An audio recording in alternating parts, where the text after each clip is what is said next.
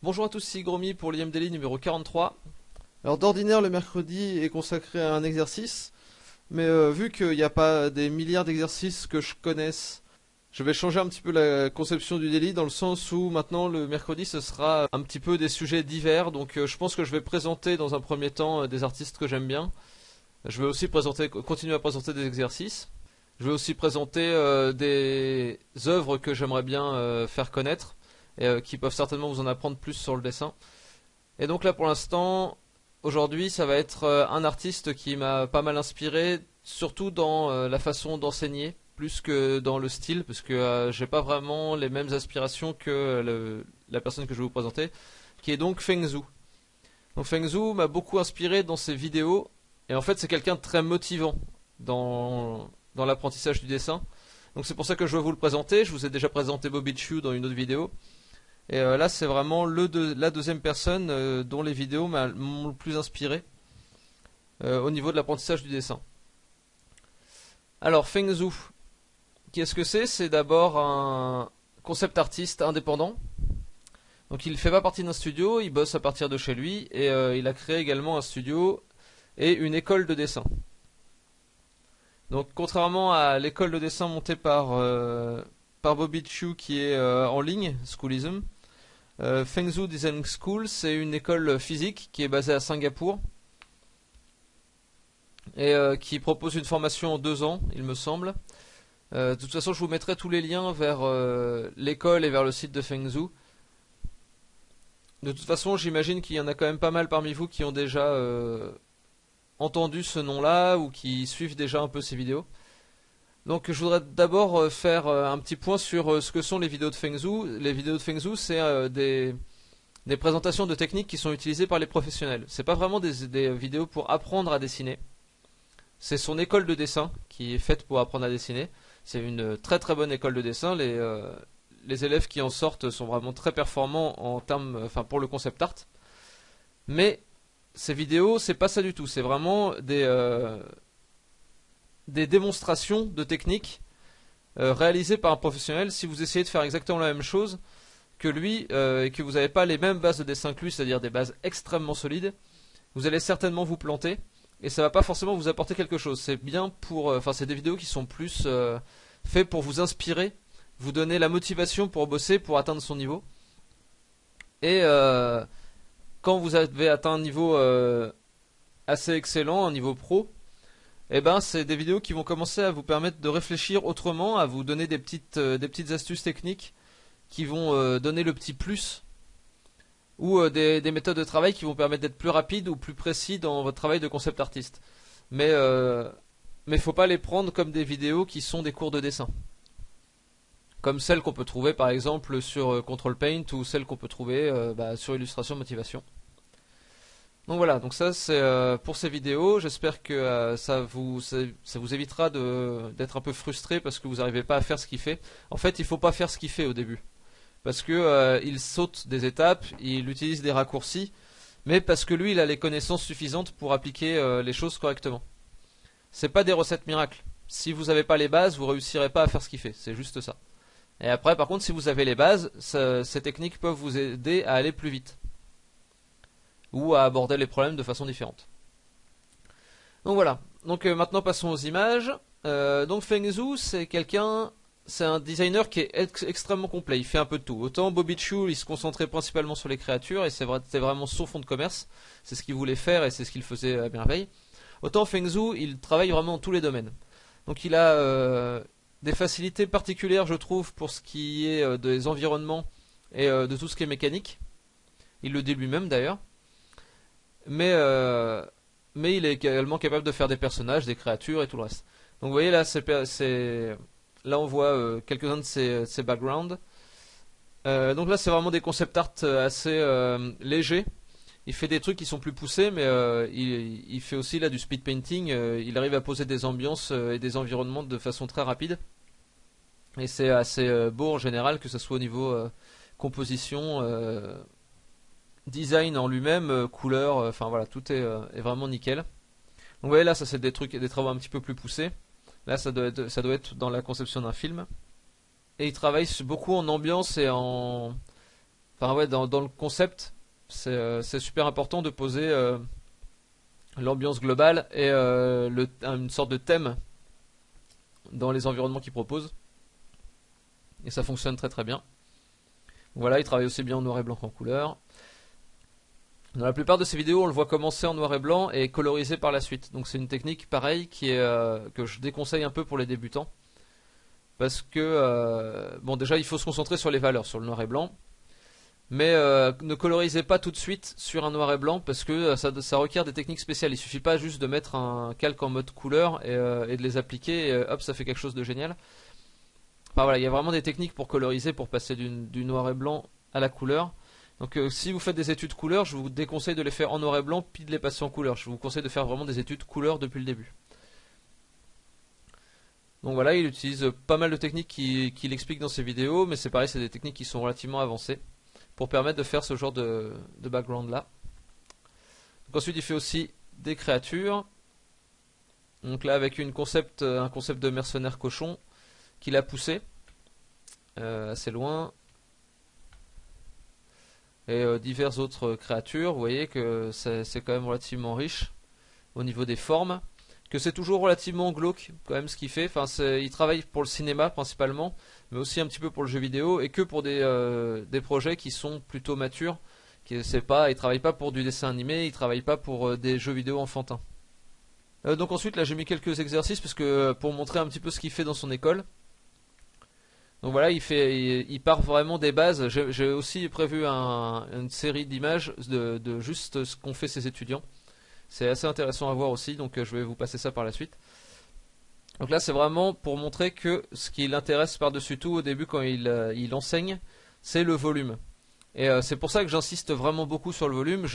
Tous les professeurs d'art que je connais, enfin et surtout d'art dans l'entertainment, sont vraiment concentrés sur le volume. Il le dit lui-même, à partir du moment où on comprend bien le volume, la lumière, on est capable de faire n'importe quoi. Un paysage, ça vaut bien un personnage ou des objets ou des véhicules ou n'importe quoi. Tout est affaire de volume et de lumière principalement. Et après, il y a des spécificités du design qui sont à étudier à chaque fois qu'on va devoir faire quelque chose de nouveau. Il le dit bien, à partir du moment où on a de très bons fondamentaux, on a déjà 80% du boulot pour quel que soit le travail qu'on nous demande. Donc là, je me suis pas mal concentré sur ces croquis d'insectes. J'ai fait aussi pas mal dans les travaux d'étudiants, c'est pour faire un petit peu le lien entre les deux. Donc vous voyez que toutes ces créatures sont faites en perspective. Vous voyez là, il trace quelques lignes de perspective. Et après, ça va définir toute la construction de ces créatures. Donc c'est vraiment quelque chose qui est à penser tout le temps. Penser en volume, penser en perspective. Donc ensuite, vous voyez, là, il fait aussi dans le véhicule des trucs vraiment très réalistes, très terre à terre. Donc c'est vraiment les exercices qu'il montre à ses étudiants. Ainsi que des exercices de texture. Donc c'est ce que je vous avais déjà montré. Travailler les matières sur des sphères. Donc vous voyez que bon, lui, il le fait parfaitement bien. Ensuite, quelque chose que j'ai beaucoup appris grâce à Fengzhu, quelque chose à retenir, c'est qu'il faut travailler en série. Surtout dans le concept art, c'est vraiment super important de faire des séries pour que enfin déjà quand vous montez votre book, pour que ceux qui voient votre book se rendent compte que vous êtes capable de comprendre un sujet et de le traiter en série. Et donc que chaque image que vous faites, c'est pas juste un coup de bol. Vous êtes capable de reproduire et de reproduire et de reproduire la même chose avec un vocabulaire graphique particulier. Donc à chaque fois que vous travaillez quelque chose, faites-en au moins 3. Si vous faites une illustration, enfin si vous faites par exemple le concept art d'un paysage, essayez d'en faire 3 dans les mêmes ambiances. Si on vous demande un paysage montagneux, faites 3 paysages montagneux différents. Enfin voilà, essayez de travailler en série et je pense que ça vous apportera vraiment beaucoup de choses. C'était également un conseil de Charles Schulz qui est complètement dans un autre domaine. C'est le gars qui fait Snoopy et Peanuts. Et il disait, pour bien apprendre à dessiner quelque chose, dessinez-le 3 fois. Et c'est un petit peu le même exemple. Enfin, c'est des exemples très très différents pour parler de la même chose. Travailler en série C'est très important pour apprendre et aussi après pour montrer ce que vous savez faire. Et également quand vous allez travailler dans le monde du concept art par exemple, proposer toujours trois propositions. Ça permet à votre directeur artistique ou à votre client, quel qu'il soit, de faire un choix. Et même que si vous travaillez dans le monde de l'illustration, c'est important de pouvoir proposer un choix avant de pousser une direction évidemment, parce qu'on ne va pas pousser toutes les directions à fond. Là vous voyez que là il fait trois ambiances différentes à trois moments de la journée. Si il y a un moment de la journée qui plaît plus à son client, et ben il va. Là c'était un exercice, mais si on considère que c'était un travail pour un client, et ben il en choisirait un des trois au final et il le pousserait jusqu'à un rendu final. Là pour l'instant c'est juste des croquis. Bon, ces croquis c'est quand même vachement mieux que la plupart de ce que font des images finies que font la plupart des gens. Mais bon, le rendu final de toute façon c'est vraiment juste. Enfin, il y a quasiment plus à réfléchir en fait. C'est vraiment détailler, détailler, détailler jusqu'à ce que ça soit beau quoi. C'est vraiment l'étape du croquis qui est le plus important. Donc là, vous voyez des ambiances différentes également, donc sur un même thème. Et il a certainement copié-collé trois fois le truc et après fait des variations dessus, que ce soit au niveau des couleurs et des formes. Voilà, après ça c'était pour montrer les illustrations, enfin les travaux un peu plus illustratifs qu'il fait. C'est rarement des illustrations réellement, c'est plus c'est comme des shots d'un film. C'est comme s'il y avait une image de film, parce que c'est vraiment son milieu, il travaille dans le cinéma et du coup tout est travaillé de façon cinématographique.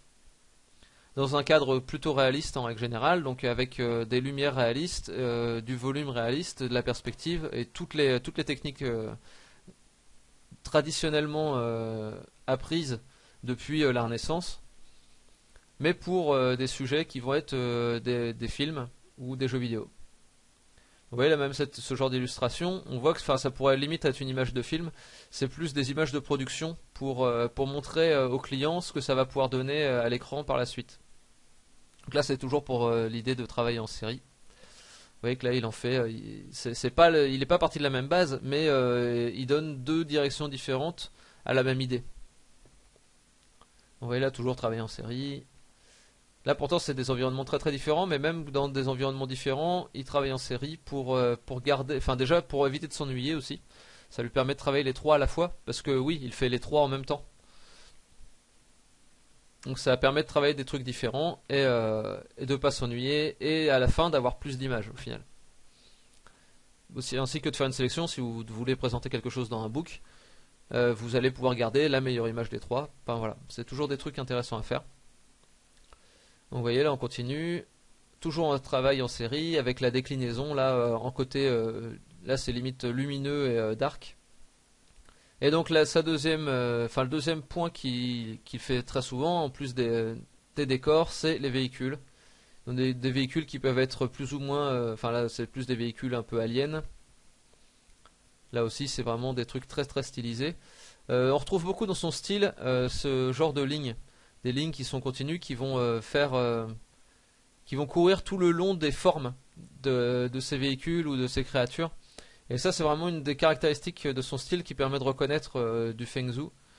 Vous voyez, là, ça donne toute la dynamique des véhicules ou d'autres choses.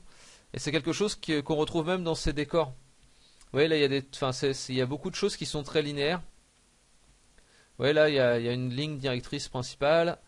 Attendez, je vais essayer de vous en trouver un. Vous voyez que sur ce genre de décor là, ce genre de vaisseau ou je sais pas quoi, il y a des lignes qui sont très très fortes et très très marquées. Et c'est quelque chose qu'on retrouve beaucoup dans son style. Vous voyez là, il y a des motifs qui se répètent très souvent. Donc là, vous voyez, il y a beaucoup de motifs qui se répètent avec des lignes qui vont amener vers le personnage. C'est comme ça qu'il construit ses compositions en règle générale. Et c'est comme ça qu'il donne beaucoup de force à ces designs. Vous voyez là toujours le même principe, beaucoup de lignes qui décrivent la forme. Là quelque chose un peu plus réaliste, militaire. Vous voyez c'est des langages de design qui sont très très différents. Là c'est du militaire presque contemporain, enfin voilà c'est juste un petit peu futuriste, mais c'est des formes qui sont très carrées, qui sont très militaires actuelles. Et après ça peut être des formes beaucoup plus courbes, ou alors des formes un peu extraterrestres, jusqu'à carrément organiques, avec ce genre de truc. Où là, enfin ouais, c'est vraiment des langages de design très différents qu'ils maîtrisent tous à la perfection. Donc voilà, donc on va passer maintenant à ce qui est fait dans son école, qui est très intéressant aussi. Donc son école, ce qu'il faut voir, c'est que la première année, il se concentre beaucoup sur les bases. Donc là, toute la théorie. Donc là, on reprend les insectes, c'est pour répondre un petit peu aux images que j'ai montrées dans la galerie de Feng Zhu. Là, ça c'est des études de ses étudiants. Donc là, on étudie des insectes en volume, en essayant de placer une sorte de grille dessus pour faire bien comprendre le volume. Donc vous voyez, il a toujours placé dans une perspective construite. Donc vraiment se concentrer sur les bases, et ça, ils en bouffent pendant presque un an. Et vous voyez que si vous essayez d'apprendre tout seul à dessiner, il va vous falloir passer par ce genre de truc pour devenir aussi balèze que ces gars-là, parce que ces gars-là, des études comme ça, ils vont en faire toute la journée, 14 heures par jour pendant un an. Et si vous voulez être aussi fort qu'eux, il va falloir faire ça, parce que sinon, vous allez jamais pouvoir atteindre le même niveau. Ah, vous voyez, là c'est encore sur les bases, la musculature d'un félin, la musculature et le squelette des félins, de l'anatomie humaine, ils en bouffent, ils font de tout, du volume appliqué à des bateaux, à des avions, à des motos. Là c'est plusieurs étudiants évidemment, hein, c'est pas un seul étudiant qui fait tout ça, mais ils en font tous, j'imagine, au moins autant. Donc avec là des sketchs qui sont sur des carnets ou en numérique. Là, ceux-là, ils sont en numérique, ceux-là, c'est sur carnet. Donc voilà, des véhicules, essayer de comprendre comment fonctionnent des chenilles, la mécanique comme elle est comprise actuellement, les vérins hydrauliques et tout ça. Là, même des objets beaucoup plus simples, mais qui sont toujours construits de façon très rigoureuse. Donc c'est quelque chose que j'essaye de faire passer aussi par mes vidéos. Évidemment, moi je m'adresse à un niveau bien un peu inférieur, je repars vraiment des bases. Et eux, c'est vraiment les bases appliquées à un plus haut niveau. Mais c'est des choses dont il faut s'inspirer. Je vous conseille d'aller voir la galerie des étudiants sur le site de l'école. Donc je vais vous mettre le lien évidemment. Et vous allez voir, il y a beaucoup de choses qui sont étudiées et qui sont vraiment super puissantes en fait en termes de traits et en termes de force de travail. Donc c'est super inspirant pour, enfin voilà, quand on a un petit coup de mou, qu'on se dit qu'on sait pas quoi dessiner. Enfin voilà, vous pouvez prendre n'importe quoi et le dessiner et ça va vous apprendre des choses. Et vous voyez que là ils le font de façon presque scientifique. Ils essayent vraiment de décortiquer comment fonctionne le corps humain ou n'importe quel objet du quotidien ou un paysage ou des trucs comme ça. Il faut décortiquer de façon scientifique pour réduire à à des choses qu'on peut comprendre comme le volume de base, comme la lumière, comme l'anatomie. Enfin voilà, il y a des tas de... C'est les fondamentaux qui sont appliqués après à des choses différentes. Donc là, on travaille les vertèbres. Et on peut simplifier les formes comme je l'enseigne, ou alors aller vraiment dans le détail, parce que ça va également apporter une culture graphique, une culture visuelle, et travailler ces formes-là. Ça permet également de les réinterpréter par la suite quand on va devoir construire un monstre par exemple, ou un zombie, ou n'importe quoi d'autre, qui va avoir un vocabulaire graphique qui sera organique. Ça permet de les interpréter après de façon différente et de reposer des petits trucs comme ça, comme les formes des vertèbres ou le fait qu'il y ait un petit picot derrière. Enfin voilà, c'est des formes qui vont être réutilisables par la suite. Donc c'est pareil, c'est des trucs qui sont intéressants à faire, quel que soit votre niveau. Parce que ça va vous donner du vocabulaire graphique. Là pareil, hop, l'anatomie du cheval, la musculature, l'ossature, c'est sur une autre slide que j'ai pas mis dans ce diaporama. Vous voyez là, la roche, comment rendre de la roche, comment... comment la mer va travailler pour creuser la roche, pour lui donner des formes particulières. Après des animaux, comme le poulpe. Là, en l'occurrence, il n'y a pas de squelette, mais il y a différentes formes pour pour différents types de poulpes. Donc, vous voyez, là, il les annote. Au final, ça, c'est des documents qui sont très techniques. Mais c'est ce qu'ils apprennent principalement dans la première année. Ça leur donne du vocabulaire graphique et ça leur donne des connaissances techniques très très sûres. Et en fait, c'est des gars qui vont vraiment dessiner toute la journée. Ce que l'école va leur apporter principalement, enfin, c'est eux qui vont apporter la force de travail, et c'est ça qui va leur permettre de progresser. Et ce que va leur apporter l'école, c'est des sujets d'études tous les jours. Ainsi que des corrections évidemment sur ce qu'ils ont fait. Mais, ce qu'il leur faut à eux, c'est développer leur culture graphique, parce que c'est ce qui va être très intéressant quand on va vouloir faire du design, c'est de combiner après différents visuels pour en faire quelque chose de nouveau. De faire un véhicule qui va être inspiré des poulpes ou d'une chouette ou un truc comme ça. Faire un robot qui va à la fois avoir des rivets et la structure d'un cheval par exemple. Enfin, ça peut donner des trucs très intéressants. Après, voilà, ils étudient également différents styles de design qui existent déjà. Donc le style marocain, le style médiéval contemporain, le style gothique. Voilà, le style médiéval européen, pardon, pas contemporain, évidemment. Après, enfin, différentes choses là, tout le traité des matériaux en cuivre qui font un peu victorien ou qui vont pouvoir être réutilisés dans du steampunk, par exemple. Toujours les animaux, toujours. Là même des études de mouvement, voir comment le chat se tord dans son mouvement pour retomber sur ses pattes. Donc d'abord il fait tourner sa tête et ses pattes avant, et avant de faire retomber ses pattes. Enfin voilà, ils font des études d'un petit peu tout et n'importe quoi. C'est toujours pareil, c'est des étudiants différents qui s'intéressent à différentes choses, ce qui va leur donner des rendus différents au final. Donc pour vous c'est pareil. Intéressez-vous à quelque chose en particulier et étudiez-le à fond. Ce sera une force pour vous. Vous pouvez l'étudier à fond pendant 6 mois et puis après vous passez à autre chose, vous l'étudiez à fond. Enfin voilà, il faut essayer de faire travailler son œil et sa main en permanence. Et donc après, en deuxième année, enfin là je sais pas si c'est un travail de première ou deuxième année, mais en parallèle ils vont travailler le design, donc des designs d'intérieur, mais toujours sur des sujets concrets. Donc là, il fallait, je sais plus ce que c'était le sujet. C'était, oui, il me semble que c'était la maison d'un super-héros ou un truc comme ça, qui aurait un vrai métier le jour et une activité la nuit. Donc voilà, c'est toujours un design qui va être fonctionnel, parce que soit ça va être dans un film, soit dans un jeu vidéo, il va falloir que ça s'adapte en 3D à ce que vont demander. Enfin, il va falloir que ça soit constructible par quelqu'un à un moment, soit en 3D, soit en réel. Et ils font également du design technique qui pourrait s'appliquer à du design industriel pour une marque, ou une autre.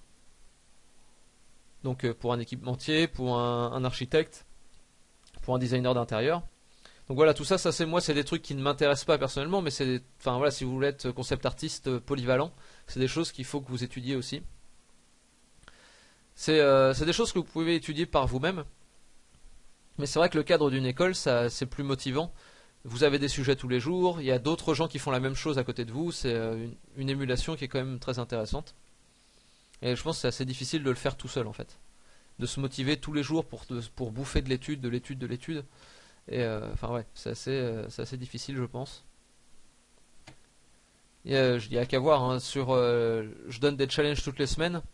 Il y a des gens qui dessinent toute la journée et il n'y a personne pour l'instant qui peut suivre le rythme en fait. Et pourtant je donne juste un sujet par semaine. Ce que les gars là feraient en 2 jours, à tout casser. À raison de 14 heures par jour évidemment. Ce qu'il faut voir, oui, c'est que ces gars-là qui font cette école, ils vont faire des images comme celles que vous voyez là. Ils vont en faire au moins une par jour ou 2 par jour. Ils vont pas forcément pousser à ce point-là, mais ils vont faire une dizaine de croquis pour réfléchir ce sujet-là, plus l'image finale en une journée. Et ils vont faire ça toutes les semaines, tout le temps, tout le temps, tout le temps.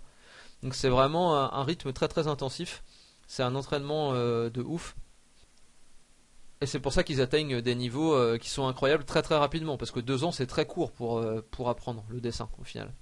Donc ouais, là on retrouve des choses qui peuvent être, des designs qui vont avoir été appris par des trucs très organiques, par l'étude des insectes par exemple, et qui vont être adaptés après à un design industriel qui serait un casque. Donc ils apprennent à faire des objets.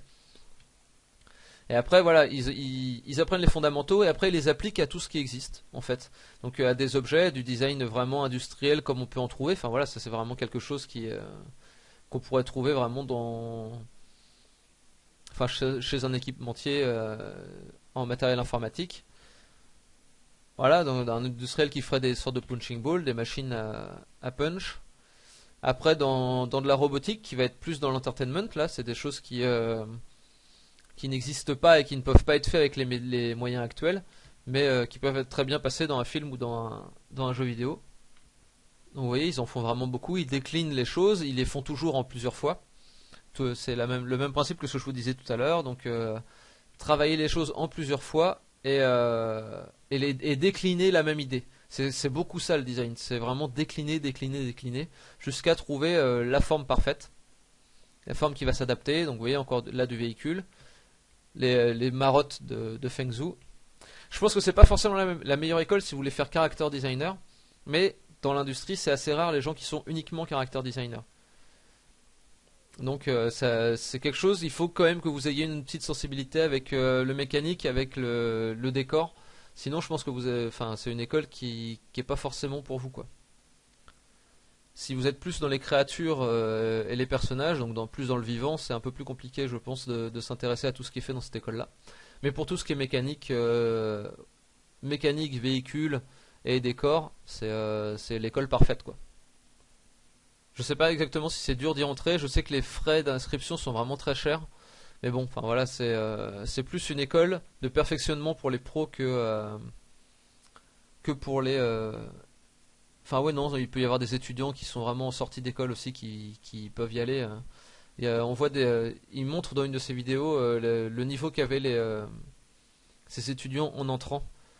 Et c'est vrai que c'est un niveau qui est relativement bas par rapport à ce qu'ils ont quand ils sortent. Et ce qui est super intéressant dans cette vidéo là, c'est de voir que il choisit les étudiants parce qu'ils ont des idées et pas parce qu'ils ont déjà un super niveau de ouf. C'est le design, c'est avant tout les idées. Et l'école, ça va aider à pouvoir mettre en forme les idées qu'on a. Mais si on n'a pas d'idées, on n'a pas d'idées. Si on n'a rien à dire, si on n'a pas de choses à transmettre, ça ne sert à rien de toute façon d'apprendre la technique. Si c'est pour faire des trucs qu'on a déjà vu 1000 fois ou qui sont pas intéressants. Donc il faut enrichir son vocabulaire graphique avant de pouvoir faire une école comme celle-ci. Il faut être curieux, il faut avoir envie de raconter des choses, de créer des univers. Et ça c'est valable pour tout designer en fait. Si on n'a pas envie de créer des univers, là vous voyez que c'est quelque chose de beaucoup plus réaliste que ce qu'on a vu avant. C'est limite plus de l'entertainment mais du design militaire. Et ça marche très bien. Et ça va aussi dans le un peu plus cartoon et tout ça quoi. Donc tous les vocabulaires graphiques peuvent être servis par cette technique, même si tout ce qu'on voit dans l'école de Feng Zhu et dans son travail à lui, c'est moins cartoon et c'est plus réaliste en règle générale. Donc il y a un petit peu de trucs un peu plus cartoon, un peu plus entertainment pour les jeunes, mais ça peut s'adapter un petit peu à n'importe quoi. Mais surtout, toujours le volume, la perspective rigoureuse. Et vous voyez que là, quand je dis perspective rigoureuse, c'est la perspective là, elle est nickel, elle est parfaite et tout. Mais c'est pas ennuyeux pour autant. C'est ça aussi que j'aime beaucoup dans la galerie des étudiants, c'est qu'on voit qu'ils s'approprient toutes les règles théoriques pour en faire des choses qui vont être propres à chacun et qui peuvent être fun quoi. Donc vous voyez que la perspective juste, c'est pas forcément ennuyeux. Ça peut servir à faire des trucs qui sont très très intéressants et très très fun. Enfin, qui me correspondent plus à moi quoi. Voilà, c'est vraiment des choses que j'aimerais faire en fait. Mais c'est pas la majorité de ce qu'on peut voir dans le reste des travaux des étudiants. Donc, ouais, là il y a vraiment plein de trucs qui sont assez sympas. Et il y a un autre truc qui travaille beaucoup dans cette école, c'est la mise en page. Parce que, comme il le dit dans une de ses vidéos, la mise en page, ça a un impact vraiment très fort sur le client. Un très beau boulot mal mis en page, ça peut vraiment vous plomber par rapport à un concurrent. Alors que si votre travail est un tout petit peu moins bon, évidemment il faut que ça soit solide, hein, mais très bien mis en page avec déjà une typo, là on voit un petit personnage marrant, ou là un truc en couleur avec des petites vignettes qui vont apporter des informations supplémentaires ou des trucs comme ça. Ça va libérer un petit peu l'imaginaire du client Et limite il va pouvoir faire des petites remarques qui vont l'inclure un petit peu dans ce que vous essayez de présenter. Ça va faire un petit jeu pour lui et ça va forcément vous placer un petit peu au-dessus de quelqu'un qui aurait le même niveau mais qui présenterait moins bien. Donc voilà, ensuite des personnages, c'est pareil, c'est pas ce qu'on voit le plus dans les galeries, mais c'est intéressant parce qu'on voit qu'il fait aussi des personnages. Juste, oui, il y a pour ce truc-là, on voit qu'il est aussi beaucoup dans la réutilisation de choses qui existent.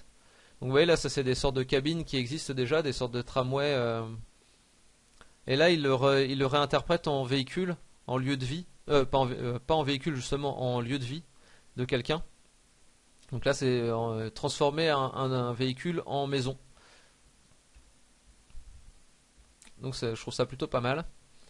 Donc là, hop, des vocabulaires graphiques encore différents. Là, on est dans le semi-réaliste et dans le victorien. Donc ensuite, voilà, le mix un petit peu entre créatures et personnages. Donc vous voyez là, toujours une bonne mise en page, avec la typo qui va bien, le fond uni qui vient pas, enfin le fond assez léger, mais qui fonctionne bien avec le reste du design. Les petits croquis qui vont bien pour montrer les différentes animations possibles. Enfin voilà, c'est vraiment du gros boulot et là tout de suite ça raconte plus quelque chose. Si on voit le personnage plus les petites vignettes à côté, tout de suite ça raconte quelque chose par rapport à quelqu'un qui aurait juste fait le personnage. Donc c'est du boulot supplémentaire évidemment, mais c'est aussi beaucoup plus parlant après pour les gens qui vont faire l'animation, qui vont bosser derrière vous. Et tout ce qui est typo et fond et tout ça, c'est pour le client lui-même. Déjà, d'ailleurs, c'est plus parlant pour le client aussi, parce qu'il peut imaginer ce que ça va donner dans son film une fois que ce sera animé et tout. Et si vous lui montrez des images, si vous lui montrez pas, il va pas forcément se faire l'idée. Alors que si vous lui montrez, l'idée va être tout de suite parlante, quoi. Donc là, on voit différents types. C'est toujours, là, c'est parti d'une même idée. Infected Janissaries, donc c'est des janissaires qui sont infectés. Et, euh, et là, c'est dérivé en plusieurs choses. Une sorte d'artilleur. Là, quelqu'un qui serait plus une sorte de mage. Donc c'est une sorte de peuplade qui pourrait être limite dans un RTS ou dans n'importe quel jeu de combat. Et donc là, un qui a plus un rôle défensif, donc il se défend d'un côté. Enfin, on l'imagine très très bien dans un beat'em all. Dans un jeu vidéo, ouais, où on va devoir se friter avec, on l'imagine très bien qu'il a plusieurs phases où il se défend, on peut pas lui faire de dégâts, et après hop, il donne un coup où ça crée une ouverture où on peut le taper. Enfin voilà, ça raconte tout de suite quelque chose à quelqu'un qui joue à des jeux vidéo. Ça parle, c'est très très parlant. Donc là, un génissaire infecté qui est plus offensif, qui a surtout un gros bras pour attaquer et qui va certainement être un peu plus lent avec sa hache qui se défend. Enfin voilà, ça crée vraiment tout de suite même des mécaniques de jeu. C'est vraiment super intéressant. Donc là, c'est plus au niveau de l'utilisation de code graphique. Je trouve ça assez marrant. Donc ensuite, ouais, des créatures. Et ce que je voulais montrer avec ce truc-là, c'est qu'ils vont travailler aussi le squelette de la créature, toujours pour en faire quelque chose de crédible. Donc vous voyez là c'est vraiment la créature plus le squelette. Donc là vous voyez que le squelette, ça c'est quelque chose qui est extérieur au squelette, c'est une carapace presque. Et après on a le squelette en lui-même. Enfin c'est des trucs qui sont assez chouettes. Donc voilà, toujours créature, squelette, créature plus un équipement avec deux versions de l'équipement. Donc toujours le fait de décliner les choses. Donc tout ça, c'est ce genre de sujet que je vous donnerai l'année prochaine. Cette année, je reste sur des sujets très basiques pour justement pour faire comprendre bien les bases. Vous voyez que là, le sujet sur la chose ou le sujet sur la statue ou le buste, c'est vraiment surtout, enfin, c'est des prétextes pour travailler des parties de l'anatomie particulières. Mais je ne donnerai pas ces sujets toute l'année. Et surtout à partir de la rentrée prochaine, je reviendrai à des sujets qui sont plus dans le design ou dans l'illustration. Bon voilà, ça c'est pareil, c'est un étudiant qui avait un niveau assez moyen en rentrant, et il le montre dans sa vidéo, et qui arrive à faire ce genre de choses maintenant, donc avec des planches qui sont à la fois complètes et à la fois agréables à regarder, qui sont d'un niveau professionnel. Et donc voilà, on est revenu au début avec les études, tous les trucs étudiés par les étudiants. Ah non, ça c'est peut-être des trucs qu'on n'avait pas encore vus. Ouais. Donc vous voyez là avec des études de mouvement. Et là un truc que j'aime bien, c'est l'étude donc de quelque chose qui existe. Et après l'adapter à d'autres types d'animaux. Et ça je trouve que ça fonctionne vraiment bien. Donc là comment faire d'un animal une monture en lui rajoutant des accessoires. Donc ouais je trouve ça vraiment chouette. Et là après on est revenu au début. Donc voilà, j'espère que cette vidéo vous aura motivé à voir des choses de Feng Zhu et que ça vous aura aussi motivé à progresser en dessin et pour ceux qui veulent faire du concept art, à vous pencher sérieusement sur le sujet et j'espère que ça vous aura aussi fait comprendre qu'il y a vraiment beaucoup de travail pour arriver à faire des choses aussi bien que ce que font ces gens-là. Et ce que fait Feng Zhu encore plus, mais bon lui ça fait déjà quelques années qu'il bosse hein, quand même, et il est aussi prof dans cette école là, donc c'est pas rien. Donc voilà, j'espère que cette vidéo vous aura été utile, je vous conseille d'aller voir le site de Feng Zhu et le site de son école. Si ces vidéos vous apprennent des choses, n'oubliez pas que vous pouvez toujours laisser un petit pourboire sur le site. Je vais vous souhaiter une bonne journée, je vais vous dire à demain pour une nouvelle vidéo, pour une critique du forum. Jusque là, passez une bonne journée et dessinez bien. Salut!